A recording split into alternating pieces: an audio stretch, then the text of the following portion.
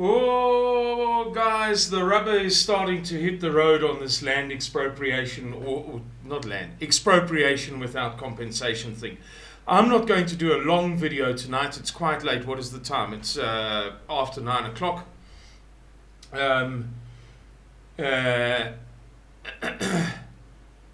But I will touch on one aspect of this thing. Yep. So we won't go into great detail on all of the important parts of it. And there's a lot that must still transpire. Remember, it's a two-step process. Firstly, they have to abrogate or amend Section 25 of the Constitution to permit them to introduce a law allowing for expropriation without compensation.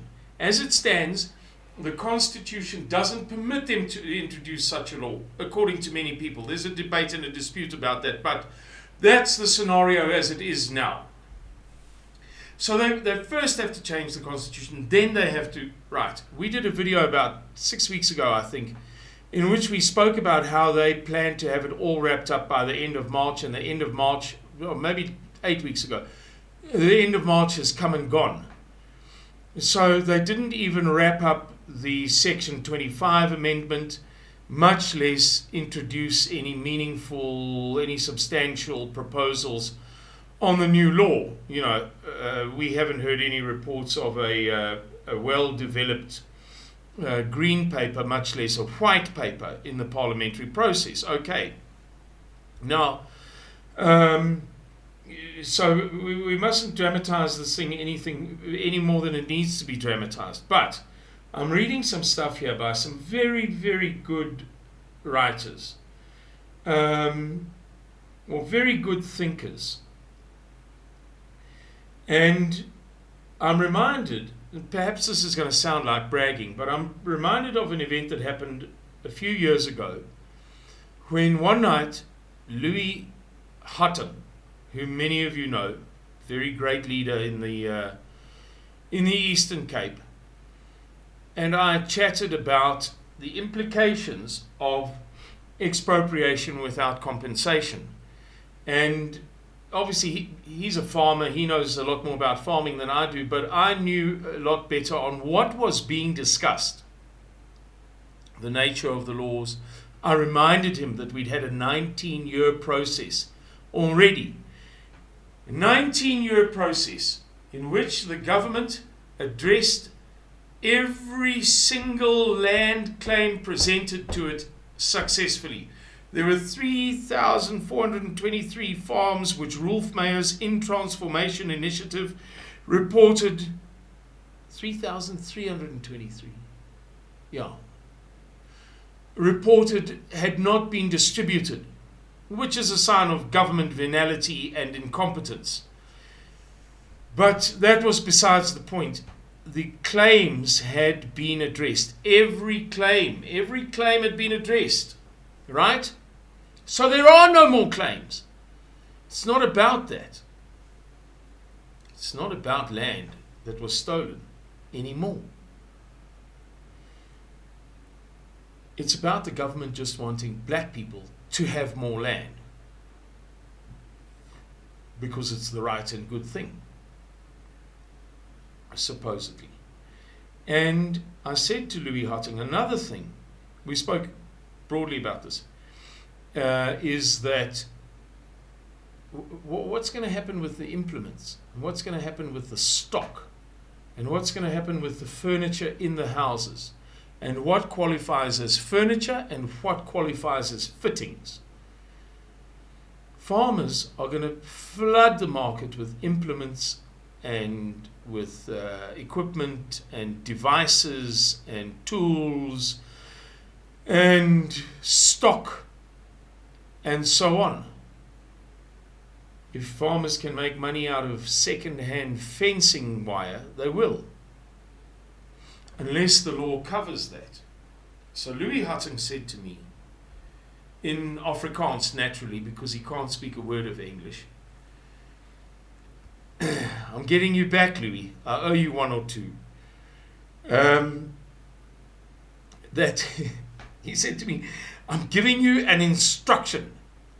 You have to come to the land hearings in Queenstown, on such and such a date. It was in August of that year. And it's not a request, it's an instruction. So I said, yeah, okay, all right.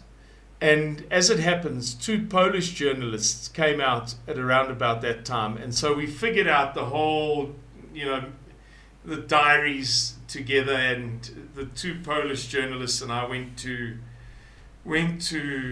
Queenstown to attend these land hearings and to give verbal opinions.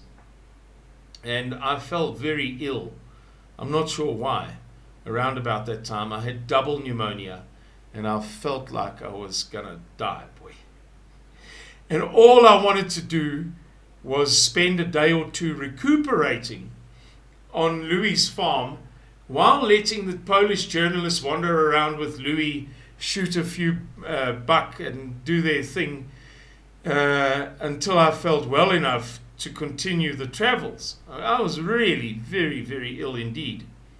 But I thought, I've got to do this. I can't let Louis down. And he's that kind of guy. You'll never hear the end of it. Anyway, so off we go to these hearings. And we sit the whole day long. And I just feel like I'm going to, expire. I'm perishing. And eventually, I got a turn to speak. And I said to these oaks, listen, you know very well, what conversations are being held. All of these farmers here are saying positive things. Just give us a second chance. Why don't you give us a chance to work with the local communities, and we can have cooperation agreements and teaching and tutorials and tutelage and mentorships and all of this rubbish. You can't believe people can say so many stupid things in one day.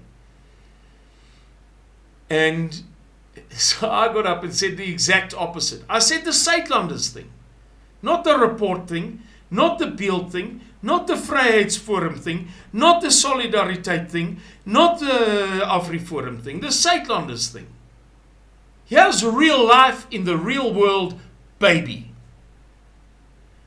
Baby, in real life, in the real world, this is going to be a manifest catastrophe, because you're never going to be able to control, once people see what's going on, knowing as they do that you're going to wreck everything, they're going to sell whatever they can before you get there.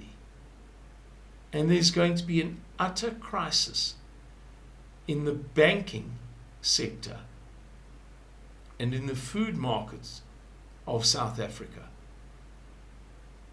The food production is going to fall over a cliff within days or weeks. And the banks are going to sit with an enormous problem. Namely, who's now paying the debt on these farms? Who's paying the outstanding loans? Who's paying off the Land Cruiser Bakkie that the farmer is no longer driving, but that the local chief is tooling around town in?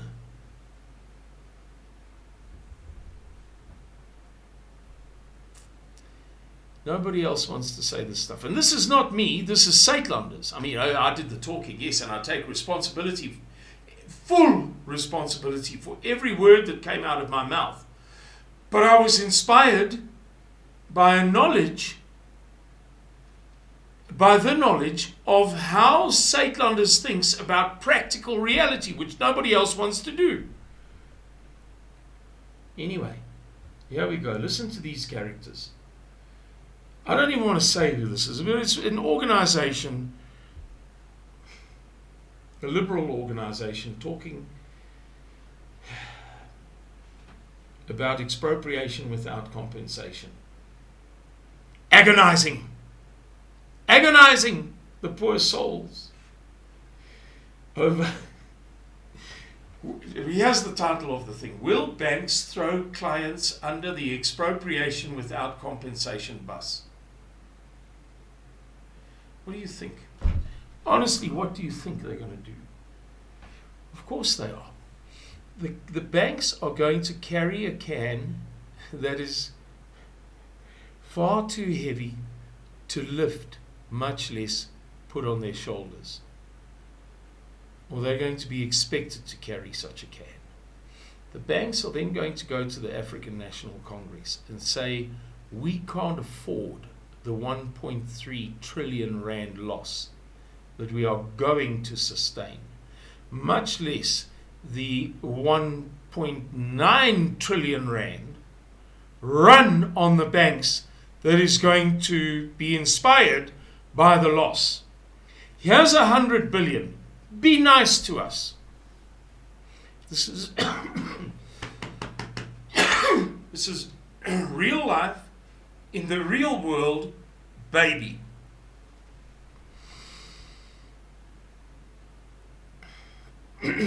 What did we learn last week, the week before? The leak. As I recall, there were 2 or 3 leaks, but the principal leak, the primary leak, concerning, or the leak about Johan Rupert threatening the ANC and telling them to get their house in order, and telling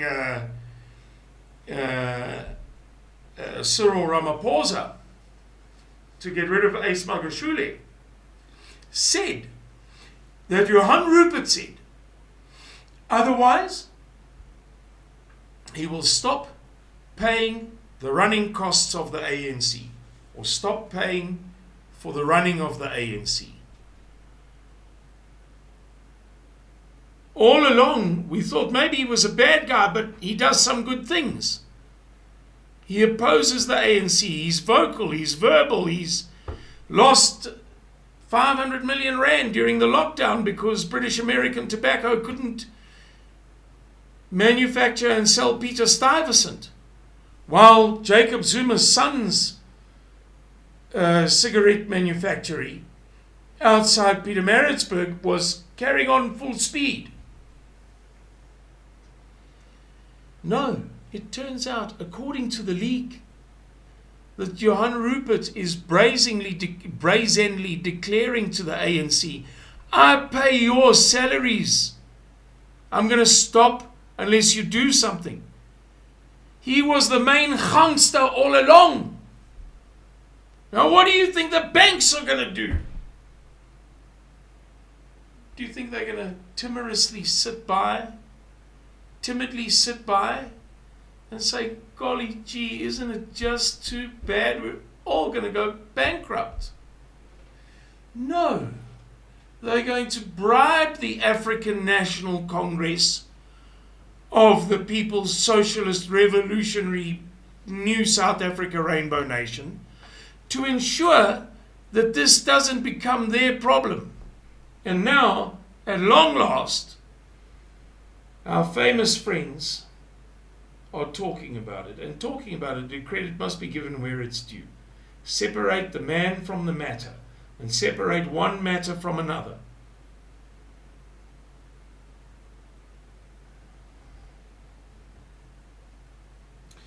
To their credit, or to his credit, this author is addressing the matter belatedly, a day late and a dollar shy. It's a little bit late to do it now, considering that he and his friends have been excluded from the parliamentary hearings, in a scholarly manner. Now all of a sudden they're starting to see what Mr. Miller saw years ago.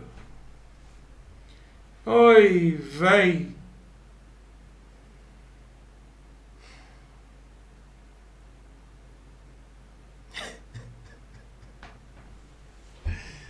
Oh, guys, let's end it there for today.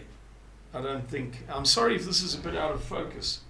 I don't know what's going on with this camera, or perhaps it's just me shifting too much, backwards and forwards, and the camera can't cope. Watch, I'll get this wrong because I get it wrong every time. Indeed. Yeah, enough said. There's high drama, action and adventure awaiting us on the horizon.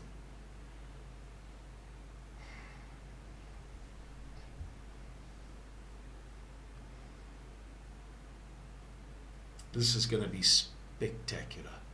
Guys, sign up, sign in, join Saitlanders, participate, get your coordinates, make friends, move to safer areas if you're able to do so, support your provincial leader, support your regional leader, support your group leader, support your head of communications, support your head of logistics in your local group, support your head of security, attend training, do a reconnaissance, pay 89 Rand a month if you're able to do so.